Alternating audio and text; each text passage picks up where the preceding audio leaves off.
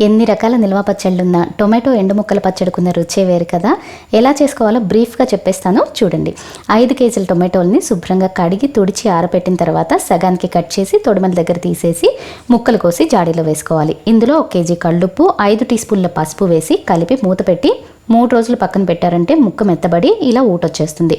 ఇప్పుడు ఈ ఊటలోంచి ముక్కల్ని గట్టిగా పిండి బేసిన్లోకి తీసుకొని ఎండలో 3 రోజులు ఎండబెట్టాలి. అలాగే ఊటను కూడా 1 రోజంతా ఎండలో ఉంచితే సరిపోతుంది. 3 రోజులు ఎండిన తర్వాత టొమాటో ముక్క ఇలా ఉంటుందన్నమాట.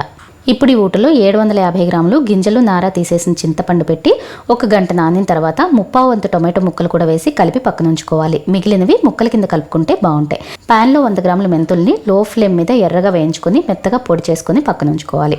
నానపెట్టిన చింతపండు గుజ్జులో 1/4 కిలో పొట్టు తీసేసిన వెల్లుల్లి రెబ్బలు కూడా వేసి ఈ మొత్తాన్ని కొంచెం కొంచెంగా మిక్సీలో వేసుకొని మెత్తగా రుబ్బుకొని గిన్నెలోకి తీసుకోవాలి. ఉంటే స్టోన్ గ్రైండర్లో అయినా రుబ్బుకోవచ్చు.